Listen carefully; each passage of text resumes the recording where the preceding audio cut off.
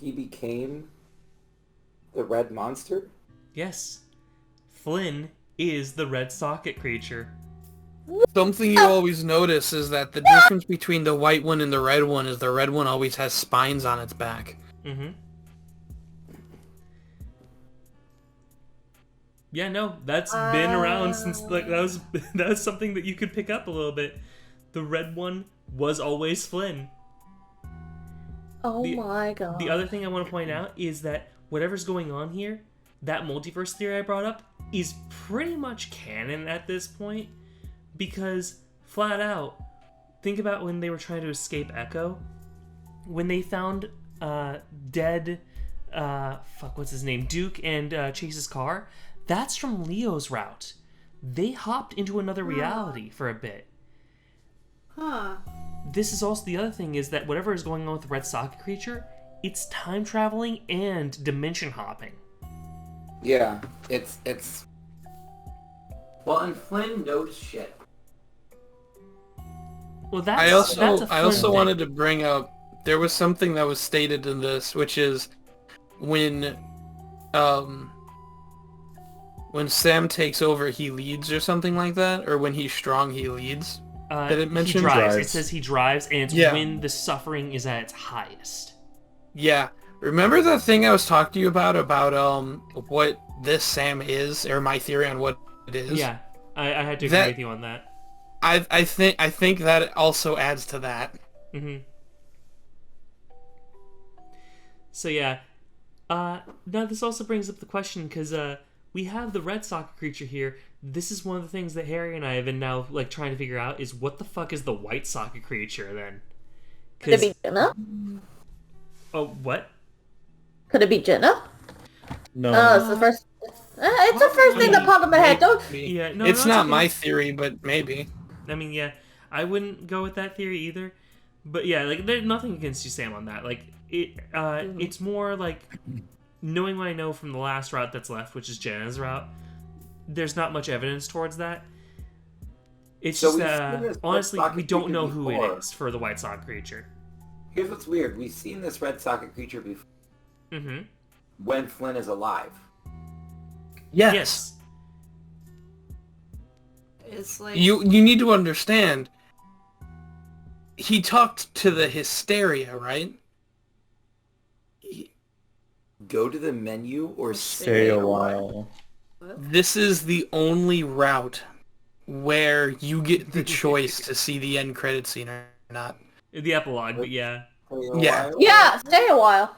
Because something I want to bring up, which I think is so Flynn's route is my favorite route, and something that I think is amazing is he made a contract with the hysteria, right? He made a deal with the hysteria to burn away everything else to find the truth.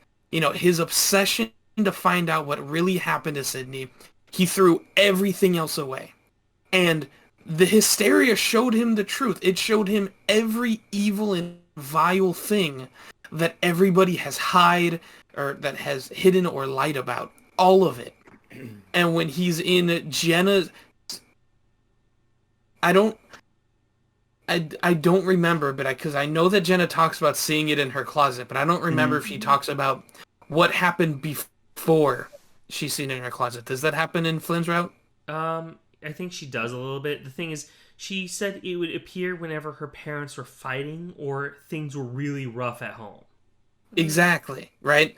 This, because, the suffering of her that her parents tried to hide. But notice what happened. Jenna asked Flynn, somebody who threw everything away to find the truth, who stripped everything down, who burned, and when she asks him if he's real, he shakes his head no. Yeah. Mm-hmm. Like it took him lose, and I want to listen. I want to hear what you guys think of that. When he finally got everything he wanted, he denies it. He denies his own existence. The thing is, though, he didn't quite get what he wanted. He wanted to see what exactly happened to Sydney, and he could only hear it instead.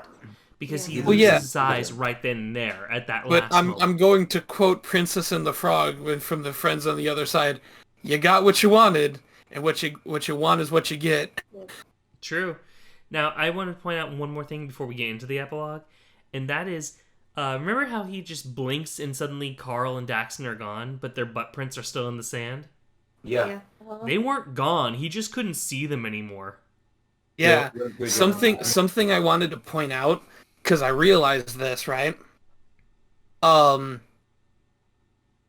if you remember from Carl's route, the hysteria can change your vision, but it can't change the world, right? And we know this because whenever you get hurt or when they were in the dorm, everything was wrong and it was revealed that they weren't actually in the dorm, they were in the diner the entire time. Mm-hmm. Flynn has the keys to the town, because that's his job. On his keychain, it's referenced at some point that he has the key to the key to the gate that locks the mine. Oh, so he ended up going into the mine.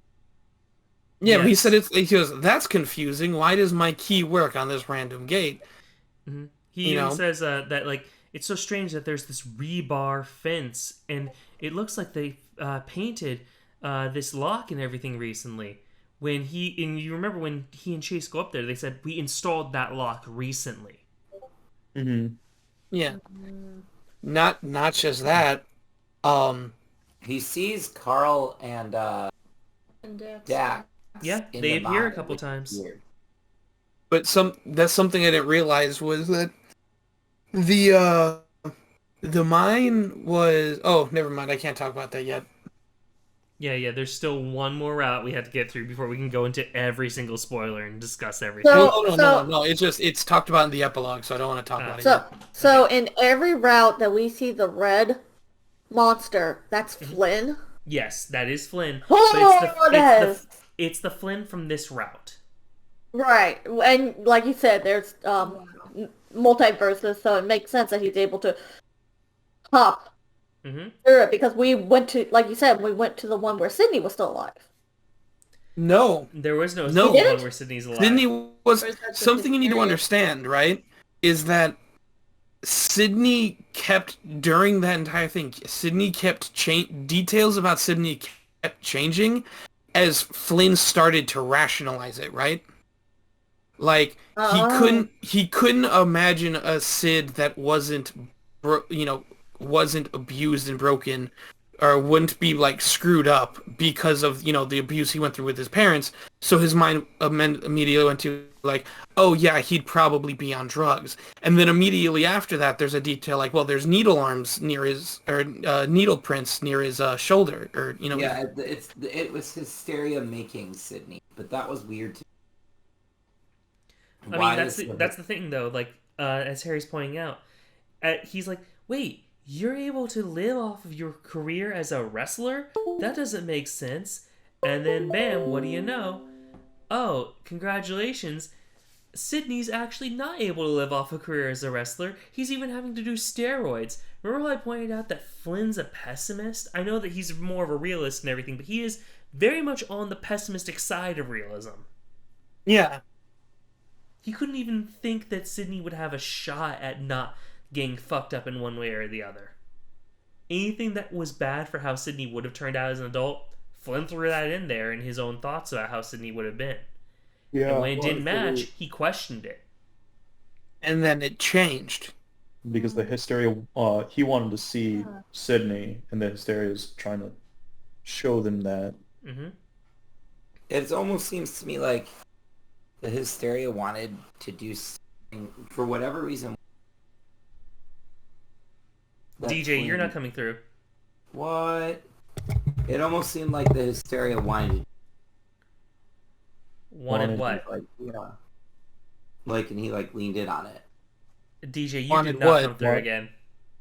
So it feels like why are we meeting Sid? Why does Flynn meet Sydney? He just wants the truth, and then also he doesn't get it, right? Like he doesn't get to like see what happened. So like it's almost like the hysteria wants to kind of toy with Flynn. Mm-hmm.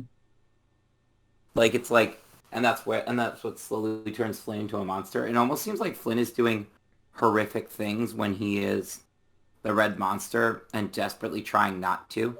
So, at first, Flynn is kind of just... He is affecting some of those scenes. Like, oh, he could attack Brian.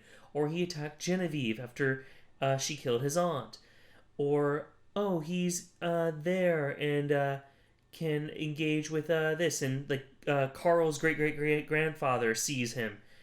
But after a while, he stops interacting with the scenes either. He's just there to observe after a certain point. Yeah. And at some points, he's no longer even doing anything. He's on autopilot as something else is pushing him, which is supposed to be Sam, quote-unquote. And remember how I talked about Sam before? Now I can finally tell you guys, this is the reason why I don't trust Sam within Echo. Whatever this Sam is, he is an utter dickbag. Mm-hmm. He gets more powerful when suffering is happening, and he's driving during those scenes. But it also mentions that he hides away when the hysteria is near. True, I'm not saying that he is working fully with the hysteria, but whatever he is in this one, he's not a good character. Yeah, again, I still think my theory on what Sam is and his purpose and why he acts the way he is still true. Potentially. Now, the other thing that I want to throw out there is I want to point out how people react when they're possessed by Sam. Think about that. Like, each person that's been possessed by Sam in the past, they don't tend to do too hot. Nope. Flynn there loses all sense of what's going on around him until he's eventually led to the mines and gets to make a deal with the hysteria. And Sam at the same time. Basically, the Red Socket creature is Flynn, but it's also Sam piloting it. Mm-hmm. Then you go back to Chase, we got to see across multiple routes how Chase has been reacting to being controlled by Sam. And that is, he's muted. He's a rock. He's not allowed to have a personality because Sam told him to shut the fuck up. He's driving. I'm driving. Yep. Once Chase doesn't get possessed anymore, he's even he's like slightly dying from like the spider bites and everything. He's like, it feels like a weight has been lifted off my shoulders. That's not how you normally react after getting attacked by spiders. And yet Chase is like, something else Flynn says is... Go for it. Something else Flynn says is, did his eyes used to look so bright? Mm-hmm. Like, is there life, like, his eyes don't look as, like, they're more life-filled than they were. That's weird. Mm-hmm. And then going even further back with Sydney, the last 6 months Sydney was alive, which would have been between his dad dying and him eventually dying. Sydney had changed to being a very, very cruel and mean person that the rest of the group didn't like anymore. And then before that, well, the person Sydney's before dad. that, yeah, who was an abusive asshole. Mm-hmm. I was thinking about this. Are they all kind of the comes to fruition with What are you saying, DJ? You once again aren't coming through. Why does my microphone hate me? It almost feels like they all are kind of the red monster, but they don't become the red monster the way that Flynn does. I don't quite understand. Because, like, they all are, like... Well, the Flynn basically is like, I want to know what happened to Sydney. And Well, that's when he becomes the red monster. The reason he becomes the red monster is because he makes the deal. That's the only thing that Flynn got to do at the very end there. Basically. And the Sam, this weird version of him, he's the one who's corrupting the minds of the others before Flynn. And that's something else that's really interesting to think about is the hysteria didn't force him to make this choice. Mm-hmm. He had to make the choice himself. And the hysteria just said, you want the truth, burn everything away, walk through that door. If you don't, stay or turn around and leave, right? Like it specifically said you have to make this choice. You can stay or you can find out the truth, but it'll cost you everything. It had to have Flynn make that choice. It couldn't force Flynn to make that choice. And we can't. That's a Flynn-specific choice. Yes. We can't. That's the thing. We couldn't interact with that. We were given no, like, dividers. That was Flynn on his own doing that. All right. Well, before we continue this conversation, I say we should see the epilogue so you guys can get a little bit more info. All right. Yes. And, once more, Hannah. Are you narrator now? Yes, she's narrator. Ah, nice. Oh dear. Well done. Oh dear I Lord. need to shift that. There we go. Get close to your mic. Just sweet. There we go. 5 years later.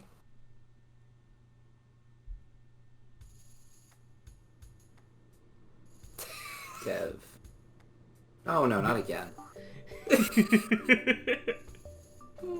Excuse me. Seriously, it's gonna be such a good fucking time. You'll be glad you came. The big grizzly bear nudges the coyote playfully, almost knocking the canine into the passenger window. Ow! Keep your paws on the window. Or keep your paws on the wheel. Or your paw, at least. Cameron eyes the giant, half-eaten burger in the bear's equally giant paw. Dev's other paw casually steers the wheel, elbow resting out through the open window. The bear looks happier than he's been in a while, somehow grinning as he chews.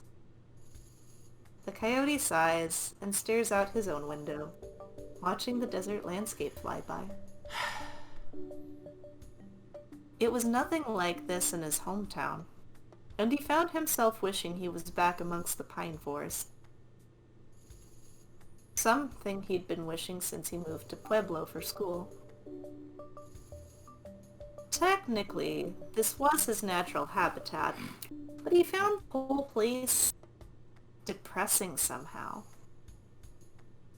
Empty and dry and rough.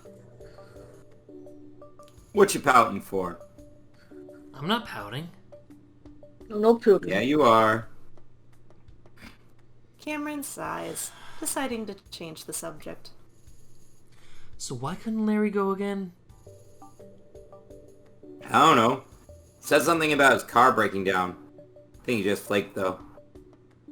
And there aren't other haunted places in Pueblo that we could have gone to, like, by the school? The bear shakes his head, letting go of the wheel to crumple up the foil that had packaged his sandwich, tossing it into the back. Not like Echo, dude. This place is the most haunted town in the entire fucking... The entire fucking... I love he got cut off. Not even world, just entire fucking... Entire fucking... This place is the most haunted town in the entire fucking... Okay. world. I mean world. Cameron sighs once again, then suddenly grasps his seat as the car swerves and turns hard onto a smaller road, heading toward a big blue lake. What the fuck? Whoops. Sorry. Almost missed the turn. The drive continues, and eventually the map on the dash chimes, indicating they've reached their destination. You have reached your Why? destination. Because a lot of shit happened here. The grizzly hops out of the car, making the entire thing sideways as he squeezes his bulk out before reaching back in for the camera bag. He takes out a small, compact camcorder from inside and wraps it around his wrist. He flicks a switch, and Cameron sees the familiar red recording light flashing. He points the lens at the coyote, and he quickly covers his face, letting out a frustrated sigh. Was that your dog, like, doing, like, little sleep noises? Yes. No. I'm not the horror you're after, Dev. With that, he unbuckles and slides out of the car. Looks like way more of a stoner in this art. Who, The bear Cameron? Yeah. The bear waits for him, reaching out a large padded paw. I think I mentioned this before at the end of TJ's route, but I wanted to share this again. This is actually made by the same person who made all of the assets for Arches. He just tried his best to emulate the style that was used in Echo. Nice. Cameron takes it, immediately drawn into an embrace, a kiss. The coyote tenses up for a moment, then waits until Devin releases. Ugh, can you not do that right after you eat a big greasy hamburger? Cameron makes a show of wiping his lips. Devin rolls his eyes. No pleasing you, is there? Nevertheless, the grizzly holds out his paw again, and Cameron takes it, the two of them walking toward the town center. It's not a pleasant walk. Most of the infrastructure in pretty shoddy condition. Overgrown in places, sagebrush and dried vegetation. So where are we meeting this guy? I told you, in the old civic building. Wait, you mean City Hall? Cameron recalls the late night rants with Devin over the phone, the bear regaling every last detail of the incident. Where they shot the mayor? Yup. The coyote releases his paw from the large, clawed grip of his boyfriend, peering up at him with slightly wider eyes. Damn. Are you absolutely sure he's okay with this? Yeah. Look, he's the one who did the report on the town after the happening in the first place.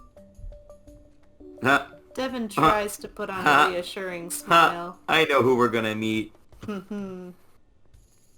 He seems keenly aware that folks sometimes find his large predator grin unnerving, but Cameron always told him it was cute. And he's gay, so, you know. Plus, he's an otter. Leo, get in. I was like, okay, Leo. I do use a similar voice for both of them. Yes, he does. The bear rewraps his paw around Cameron's own. No need to be worried about that.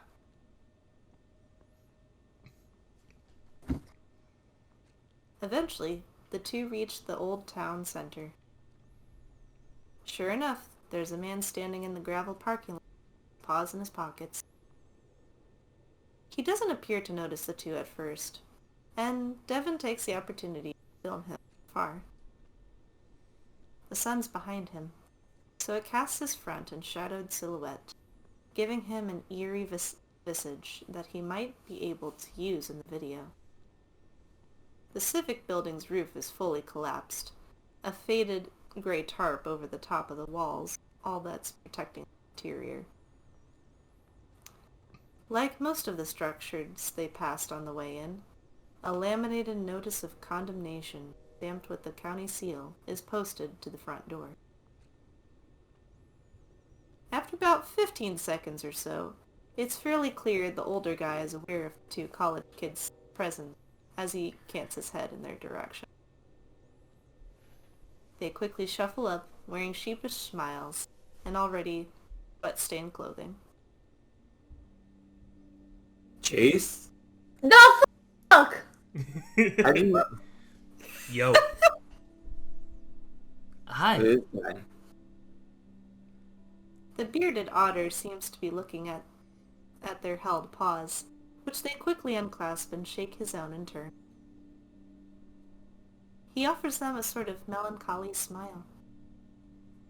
You two been together long? Oh, sorta. The coyote rubs the back of his neck, the bear wrapping an arm around his shoulder. Yep, a while. Must have been tough growing up in the sticks out here for a gay guy, especially. Chase lets out a little amused grunt, reaching into his pocket and withdrawing a pack of cigarettes. Yeah, I guess. I mean, I did have a boyfriend growing up here for a while, so I freaking lucked out there. If I recall, he was the one who helped you out during the incident, right? Leon... Leo. Right. He quickly nods, muttering something about how he should know that before adjusting the camera to the shoulder. How's he doing? I don't know. He doesn't really talk to me anymore. What? Oh, well, regardless, must have been tough being the only gay kids out here growing up. He sniffs, looking off to the side. Y'all mind if I smoke? Oh, go ahead. Yeah. Plenty of fresh air out here. I don't mind. The otter nods, sticking the cigarette between his lips and flicking his lighter. Alright, Sam, I think your mic's picking up extra noises again. Damn it! It's just really sensitive. You might need to turn down the gain a little. However, he doesn't bring the flame up, instead, just holding it out in front of him. Seconds pass, and slowly he shifts the lighter in the direction of the old civic building. Cameron and Devon watch the otter expectant. After everything he's been through, some oddball behavior is to be expected at all. So... I'm a big fan of the original report.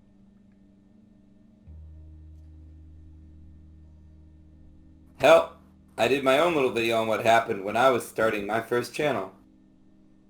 I know. You used a lot of my footage. Devon begins looking a little nervous, laughing some to try to lighten them. I credit you, of course, and just some haunting blogger. You're like a professional journalist and everything.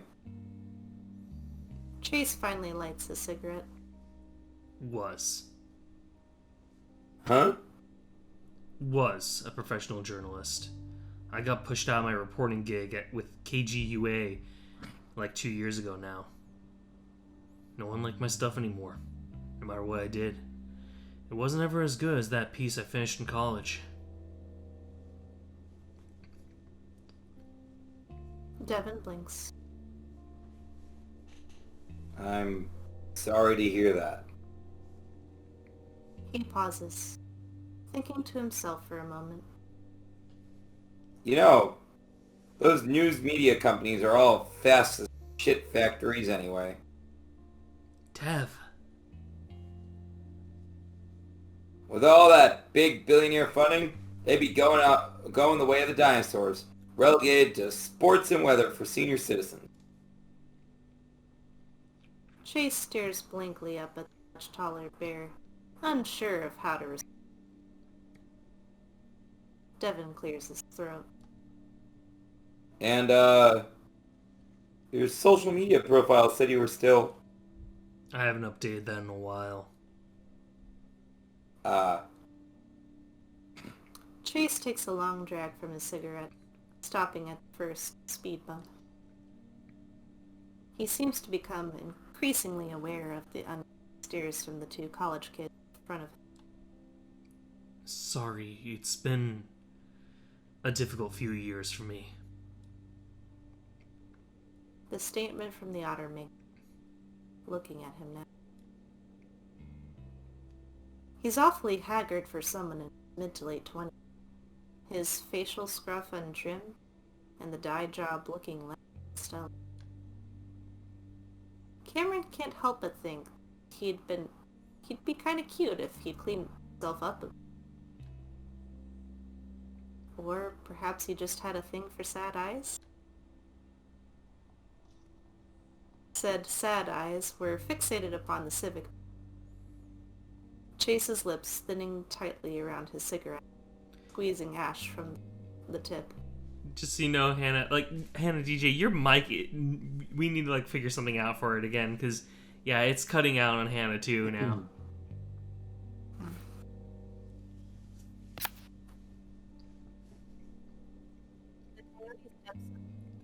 Oh, I cannot hear you at all. The coyote steps up, placing a paw on the otter's shoulder. Oh, good, it came through. Hey, it's all right. We don't have to put any pressure on you. Right, Dev? Right. Devin sounds genuinely supportive. Chase can see why Cameron might be so taken with it. It would be nice to have something like that again. And he finds himself relishing the paw on his shoulder. He didn't realize he was so touch-starved. That's a Nick. Oh, hey, Nick. We're at the finale for Flynn's route, so... Oh my, Like, this is the epilogue, so you missed a lot, don't worry. Okay. Still, Chase can't help but avoid their reassuring gaze, the otter rubbing at the old spider bite mark on his neck. Let's begin, shall we? The trio begins to head northward, past the burnt-out newer building and up in smoke during the area. Devin finds an odd-looking globe, broken in the middle of the road. Cameron offers to carry it with them, though Devin seems rather adamant about not losing anything. Chase doesn't appear to care either way.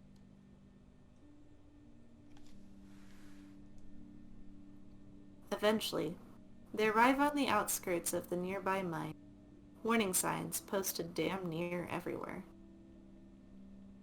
Looks like barbed wire fencing had started being erected along the main entrance. Though, Chase mentions the county gave up on trying to fully enclose it after folk kept cutting through it. So, there's more than one entrance to the mine here. They're all barred off for now. I mean, the main entrance was locked up tight even before the crap show 5 years ago. Devin sets up his tripod, pointing it toward the black void between the rocks.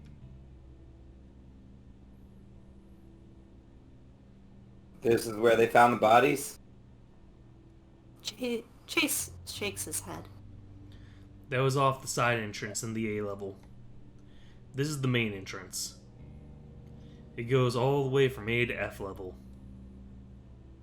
How deep is that? No. These are...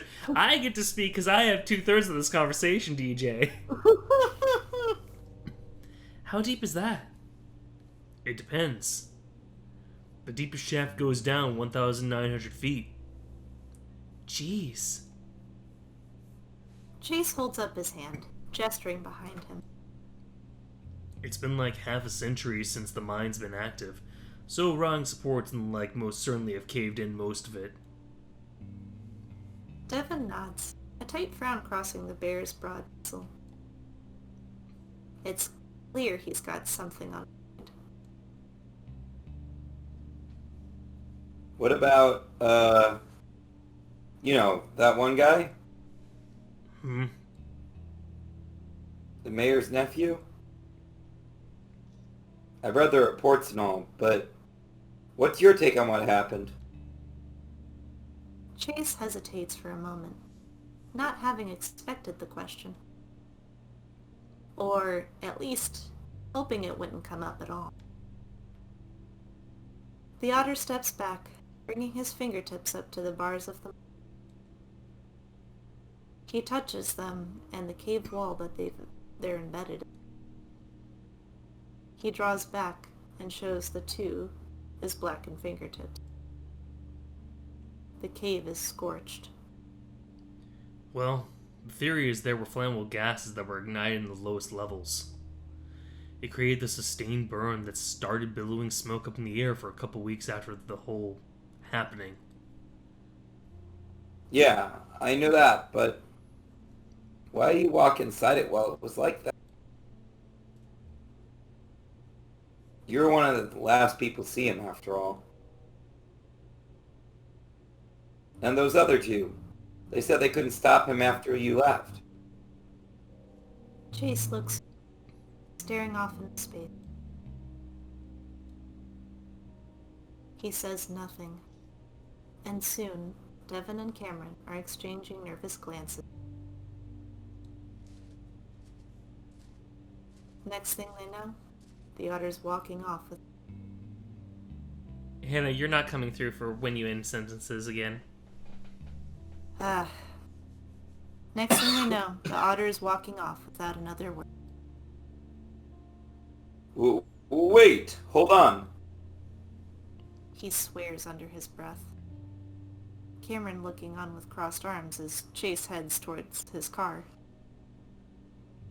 Ah, fuck. He's not gonna... Oh, damn. He totally is. What the hell? Devon whines. Fuck. I was being insensitive, wasn't I? You never know when you strike a nerve with these kinds of things. These kind of things? What do you mean? Devon quirks on curious brow toward the coyote. Though, judging by his grimaced reaction, Cam regrets bringing it up and doesn't speak further. They hear the sound of an engine starting in the distance. Devon sighs. Good thing we brought our Jeep instead of riding with him, huh? Fuck. Cameron frowns, reaching up and holding the big guy's arm. Hey, don't worry. I'll get the camera. Exploring on our own could be pretty cool, right? The bear's nostrils flare in a hefty exhale. Yeah, I'll pull the Jeep around. Cameron gives Devon a thumbs up before moving to grab the camera. As he's about to close the viewfinder display, he notices a green square here in the center of the frame. He leans down to look more closely, pressing the Display Adjust button. Face detection disabled. The square vanishes. Huh? He hits the button again. The square returns. That's weird. He flicks the switch on the side to auto white balance the image. The whole screen flashes as the lens adjusts, and as it comes into focus, Fuck! a lizard stands in the darkness behind the bars. But he can't stare. Not really. Because his eyes are gone. Half of his muzzle missing. Cameron jumps back, tripping over the rocks and landing against the sharp edges. The coyote hisses in pain, but fear spurs him on, trying to scramble up the rocks after Devon. The bear's already turned around, though, reaching down to pull Cameron up. Shit. You alright? You alright? What happened? As Cameron clings to the large bear, he looks back, but nothing's there. I don't know. I saw... Devon looks in the same direction, squinting.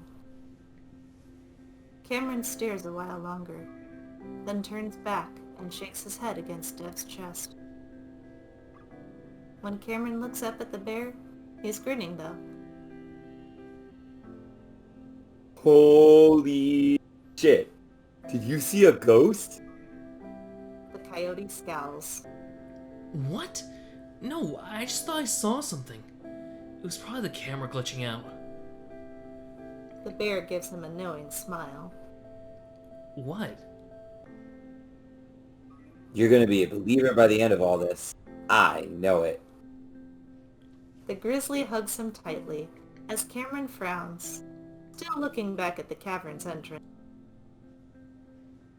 It had been so real. But before he can even really collect himself, Devon is pulling him and the camera along, back to the Jeep.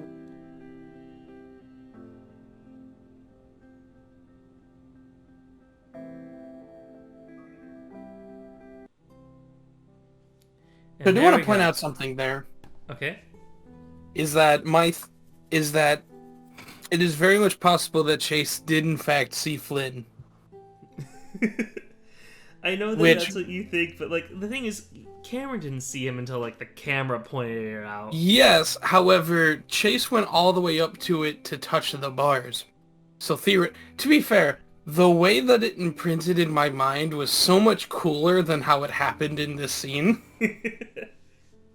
Because how I imprinted is in my how I remember this scene was what was it? They ask him about Flynn. Chase gets out a cigarette, takes a long drag, or while they do that, Chase sees, the image of Flynn like they saw, pulls out a cigarette, takes a long drag from his cigarette, turns around, walks to his truck, and just leaves. I know that you told me about that. Yeah, no, screw this. Yeah, no, I remember you telling me about that. I'm like, no, that's not how the scene went, but I don't have the heart to tell him otherwise. But it was so funny in my mind because it just Chase going, yeah, fuck this place, and just going, nope, I'm done here. And Chase... it's actually interesting that the actual reason why he leaves is they bring up Flynn at all, and he just doesn't want to have to deal with like the fact that he even has to think about Flynn in a way. Mm-hmm. Well, because it appears like...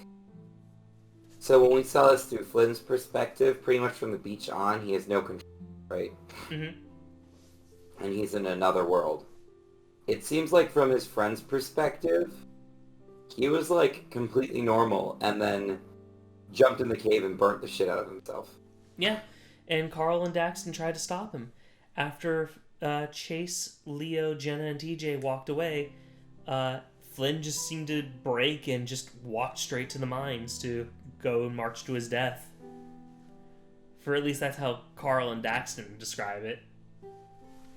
And he also burnt down several houses. Mm-hmm. Well, no, that wasn't him burning it down. That was the fire itself just taking everything out. Mm-hmm. Well, because he set the mine on fire, right? No, because the I want mine to bring was that up. already on fire. Yeah, I want to bring that up. When we first get to the smoke room and he uses the key on the gate, he talks about the fact that it's stupid hot in here. And it smells like ash and smoke. And that's something that he brings up casually as the conversation with Sydney goes on, is the fact that it's just freaking hot. And then that's why Sydney looks like a flame. At some point, it suddenly gets cold. So is that him just like... That's him burning away. Yeah. And then he feels numb. By the time he confronts Genevieve for killing his aunt, basically Flynn probably was dead, for the real Flynn, and the Flynn that we're following from then on, just his spirit or soul or presence or whatever, was the one that was remaining, and that's what kills Genevieve. Mm-hmm.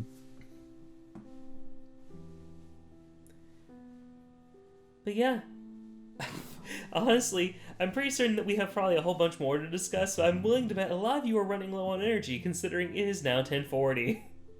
Yep. The last thing I do want to point out, though, is that Flynn's route proves if Jenna and Flynn could get around, they are such a power duo that nothing can stand in their way. Oh yeah, no, flat out, the two of them, if they work together, can basically fuck shit up. Yeah, no. The moment they stopped fighting each other, when they first went back to, I think it was Leo's house. Mm-hmm. All of a sudden, everything started getting done because they were cooperating. It was actually at Flynn's house that they were meeting. Yeah. They never make it to Leo's house. But still, the moment the moment Flynn and Jenna start working together, everything gets done. Mm-hmm. Yep. Now, I want to also share this last little detail, and we can check this out if you guys really want to, but remember way back when Chase had to choose if he was going to talk to Leo or if he was going to talk to Daxton? That does have some effects on what scenes you get to see and how some scenes play out. when you talk with Leo like this, Leo isn't as possessive of Chase anymore. He kind of gets his closure by having that conversation with Chase, and he's able to let Chase go a bit, like to the point where he even goes, all right, Flynn, you take care of Chase while I go and save Daxton. But if you have Chase talk to Daxton instead, Leo is extremely possessive of Chase, and even like goes out of his way to go like, no, I have to save my otter who can't swim at all. And Chase is just pissed the entire time, going like, I can fucking swim, you goddamn moron. Sounds about right. And even there in the epilogue, Chase will say, I don't know, he's still here in Echo over on his normal street and everything. I just haven't bothered talking to him in the past 5 years. Versus in this where he goes like, no, he just doesn't talk to him anymore. Mm-hmm. Yeah, Leo doesn't talk to Chase. Leo actually gets over Chase in this route. If you have Chase talk to him before everything goes down. Now, the other stuff that happens is with Daxton, the big thing is, aside from him revealing his dream to Chase, when everything goes down at the lake, Daxton still is under there, but Leo isn't going to go down to try and save him because he's too focused on, oh, I gotta protect my Chula, I gotta make sure that my little bottom over here isn't gonna die of drowning, even though he's a goddamn otter. So Flynn goes back under to try and save Daxton, and it's a real trippy scene. Would you agree with that, Harry? I don't know, I've never seen it. Really? I picked having a conversation with Leo. Okay. Does he, like, see himself? Yeah, I'm gonna just load this up and we're gonna just skip through. We are going to talk with you, Daxton, and just move along. I'm just gonna keep skipping forward for a lot of this. And he was talking about his dream. I'm just gonna pick random stuff. Just ignore it if you haven't seen this before. Ignore everything. You don't need to see none of this. Ooh, this scene. This is the best scene. No. Ignore it. Watch the real episode. Move on with our lives.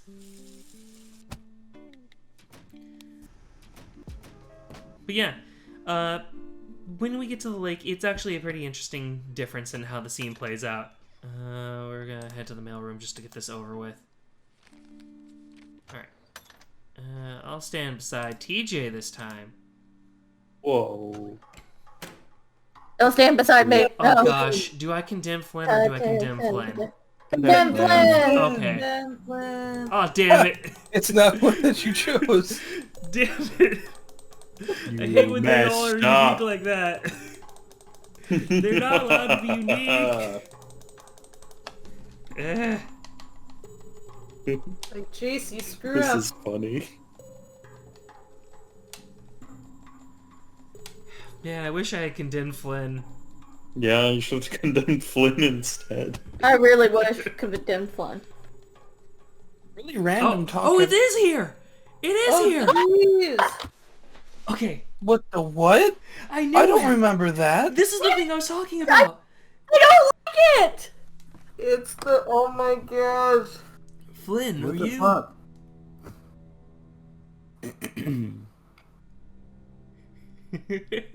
I knew this was I in don't like the game. it.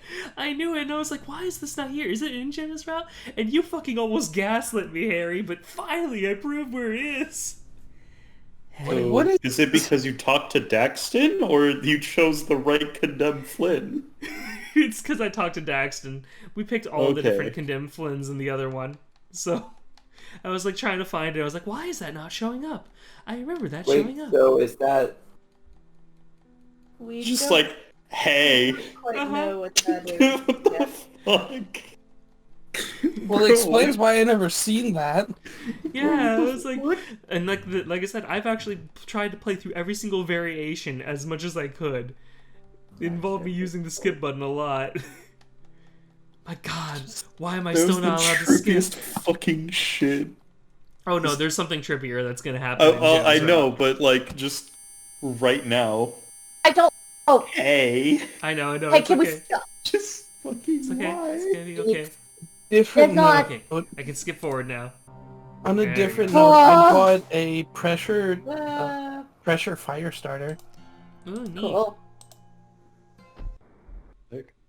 Do you want to bury a body? No. I mean, I have cats. You could just give me the body and I'll let them eat it. I mean, cats aren't that good at like disposing of everything. Pigs are better. I know. Eggs are I much know. better. Pigs, yeah, true. We need to find a farm and just dump the bodies. Oh yeah, and in this scene, Leo is like very like, I gotta find Chase. I gotta find Chase. Oh, my chula, he lives. He naked. Oh, I mean, my it's a boar. dream Look come what they've true. done to my boar. Oh man, do I condemn Chase or do I condemn Chase? Pick the right Chase. one, otherwise you have to click through it again.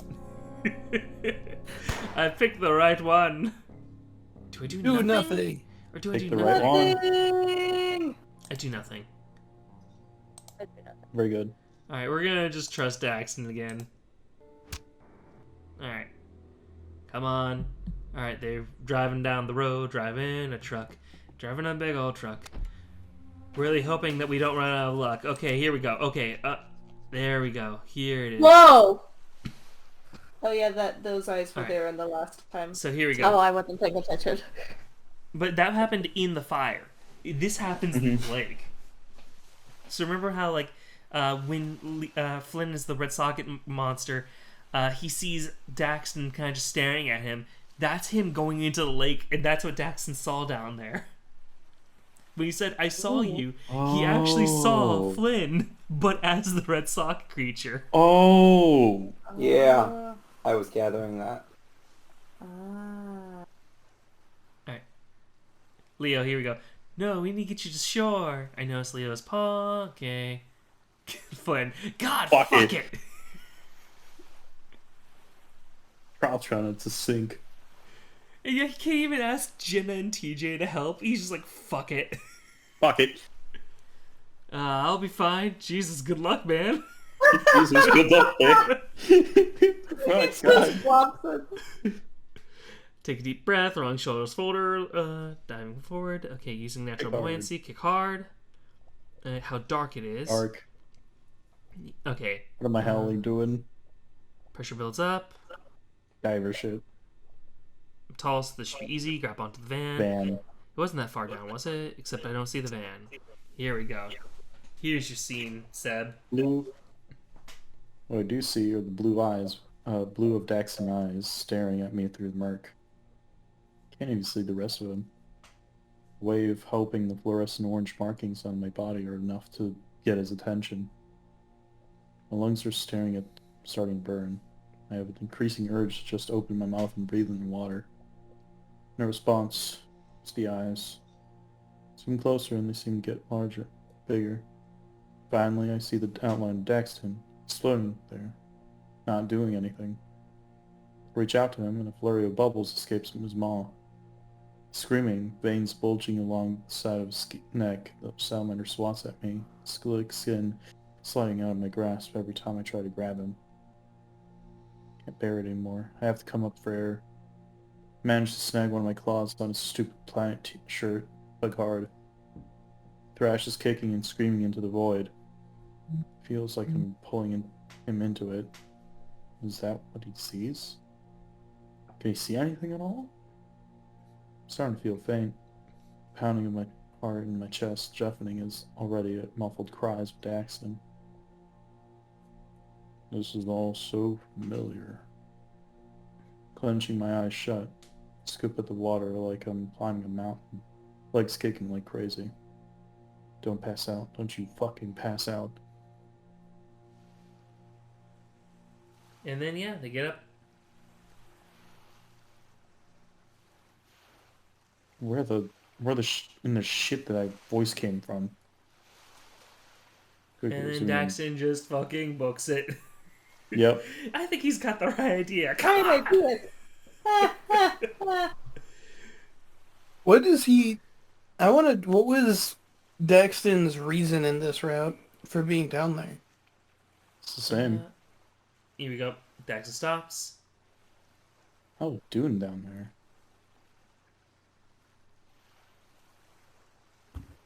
Trying to save you. I thought I saw you drift off further down to the lake. You weren't moving. Anytime I tried to grab you, you just drifted further off, always with your back facing me. Eventually, I couldn't see you anymore. It was too dark. And yeah, he's referring once again to the red socket creature one. Nope. Yeah, we see it there because, we just see his faint outline and the murky blackness in the one scene while we're burning up. Yeah, it's fun. Sorry I panicked. When you touched me down there, I didn't realize it was you. You were all red. Oh my gosh. Red? At first, and then, well, I flipped my shit, I guess, until we hit the surface, and you were there, and I got overwhelmed, and... He hugged me. Pretty sure you were the one who was hugging me. Don't think so. I did. You didn't hear a voice? I swear it, man. Out of all the surreal whatnots that's been transpiring, voices ain't one of them. Fucking hell. Alright. Chase unclothes and stuff from Leo. Stop And it! yeah, Chase doesn't even say thank you this time. Let's do the saves now, dude. You're pretty good at this land stuff. I will kill you. That Damn. came from TJ Damn, at an opportune TJ. time. Sorry. My cat's trying to get into the trash again.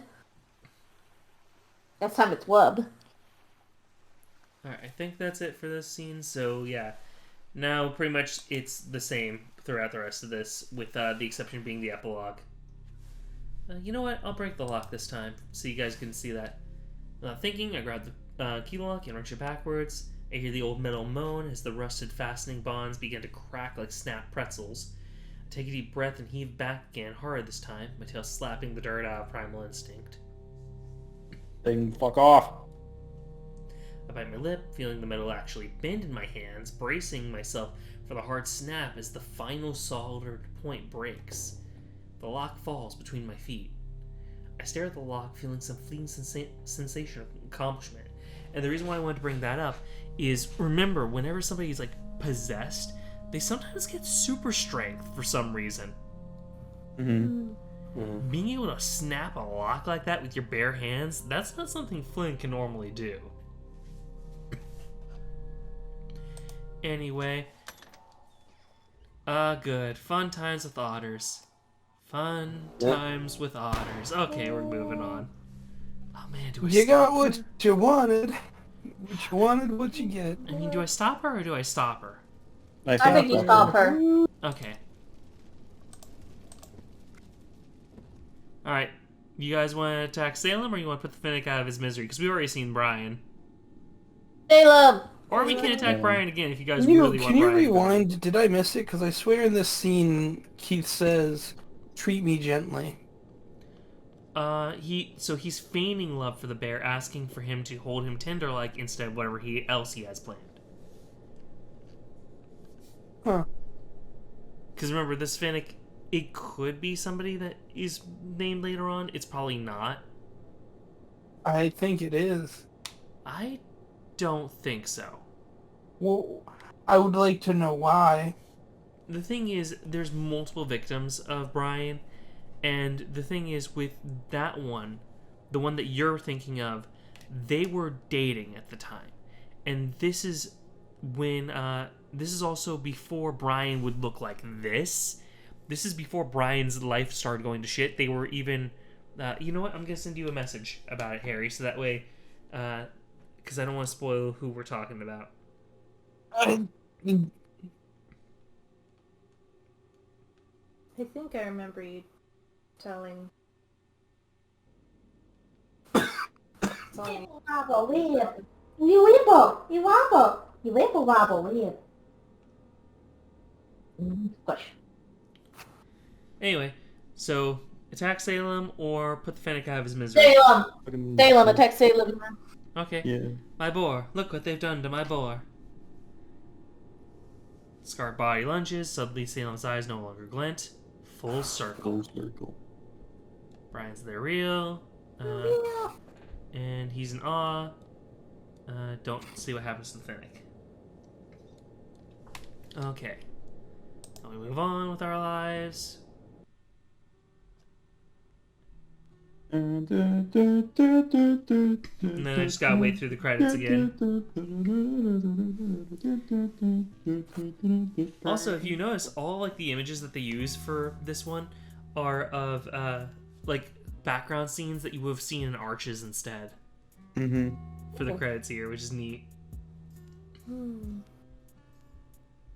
I have an interesting other theory. I'm not sure at some point. Okay.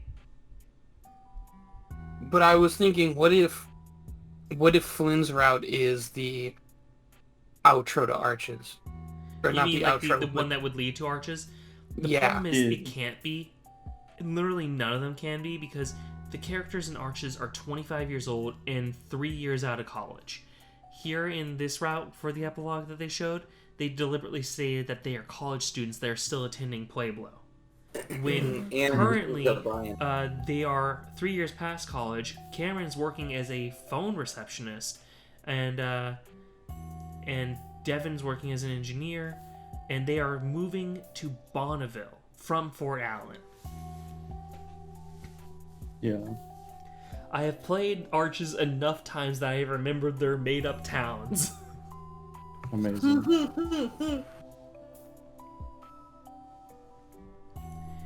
And Bonneville has all those Mormons who are fake nice. It's still possible that Flynn is there. But Oh no, I think that there's something going to happen with that because in both routes where Flynn has died that you've seen so far, flat out, like, Cameron's always there in the epilogue, and he gets, like, a connection to Flynn's spirit. Seeing either Flynn in the lake for TJ's route or Flynn in the mine for Flynn's route. Yeah. So Cameron's definitely got some type of ties to Flynn through psychic powers and whatnot. Yeah. This is just something funny. It has nothing to do with art. It's just with Persona. I'm defeated the third palace before Steph has gotten past after the first one. Hey, This is my second time through. you're playing the game religiously. I'm playing it I whenever know. I have the chance to. Alright, I'm gonna I just know. stay a while now. 5 years later. Years later. And I'm also skipping a lot of... I did. I even gave you a reaction image. Oh. I have a lady. How dare Her you? name is Marvel. Rats. She's so pretty, but dare a you. bit. She's Are you skipping ahead? Yeah, I'm trying to get to the thing with them asking about, hey, what about your ex? Yeah, but you didn't hit the skip button. I'm not going to hit the skip button because it's not that it's not that far in, and I don't want to. Yeah, it's really not. Okay. Okay. Oh, you missed it. Yep. Huh? Yeah, I guess my ex still lives down off Gretchen Way, by the old rail yard. So yeah, Leo still lives in Echo. What a After nerd. all that, no less. And like the thing is, like, we know even from Leo's route that Leo is more likely to stick around Echo if he hasn't gotten over Chase or not. So we do know in this other version where he does get over Chase, he does not stick around Echo. He gets the fuck out of here and moves on with his life. Yeah. Either way, it is now 11, so I don't want to hold you guys up if you need some sleep. Alright. So do you guys want to just say goodbye and we do theories next time? Yeah. Yeah. No Alright, say goodbye. Goodbye. Bye.